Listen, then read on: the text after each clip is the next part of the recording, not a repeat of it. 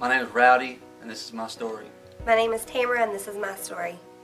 At 18 months old, my father, he died in a tragic car wreck. So growing up, I never really had a father figure that I sought after. I always had these stepdads that would always love me or be there whenever I did something wrong. Never really showed me appreciation and stuff like that. And something I always sought for was just attention from people. My mom, she was young when my dad passed away, so she was more concerned with finding love also from another guy. So I was, always neglected as a kid, and as well as my sister. So it was rough growing up trying to find that love from people that didn't want to give it.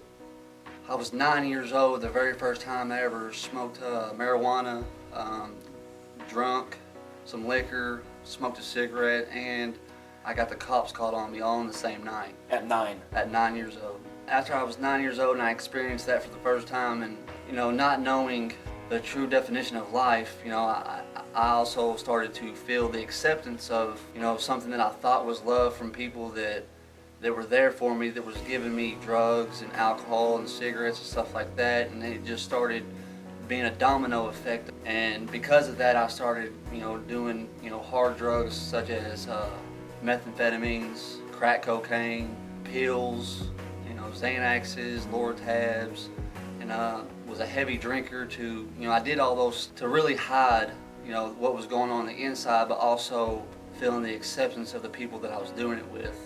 My parents got divorced when I was 3, and I went to live with my dad, who was remarried. Then my mom remarried. First started trying marijuana. I was in the 8th grade, and I started drinking and taking pills in the 8th grade. Eventually got into heavier drugs, which was probably about age 19 or 20.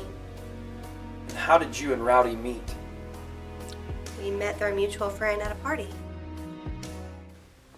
The day that I actually met Jesus, I was actually 15 for the first time, but like I said, I was living with one foot in and one foot out. So, the day that I actually surrendered my life to God was about 7 months ago here at GSC. I walked in the door and I was still living in sin. I was still selling drugs and stuff and all that, but I heard the message from Pastor Chris, and something told me that it's your day, Rowdy. You've lived your life for too long, that it's time for you to surrender everything and just live for me. And the day that I did that, I can't explain the feeling that I felt, but it was just like the Holy Spirit just took every piece of angry thought in my head, every piece of unforgiveness in my heart, all the lies and everything that I've ever committed in my life. I just felt somebody tell me that it's okay, I forgive you. It was about 6 months ago when I fully surrendered my life, and I left everything at the altar. I've always known who he was. I've always been brought up in and out of church through my whole life, but I guess, Rowdy, I've lived one foot in the world, and I knew what was right, but I never did what was right. And whenever I left everything at the altar and I felt the Holy Spirit, it was like I knew that it was my time to completely surrender to him and accept him, and that he was going to love me regardless of what I've done in the past, that he still loved me. God's grace is always there. He continues to keep blessing us. It's hard, but it's amazing, and my life has turned around so much. My marriage has done a complete 180. Just my life in general. I've lost friends, but I've gained true friends.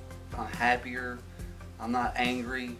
I'm not quick to slander. I'm not quick to judge. I don't gossip no more. And I have such wonderful Christian friends that are involved in my life that that alone just makes me want to thrive for God much, a lot more. You don't have to fix yourself before you come.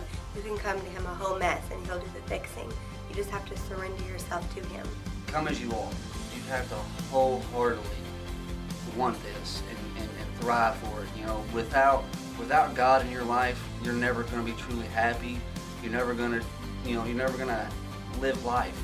It's an unbelievable amount of love he gives you as long as you come to him with your whole heart.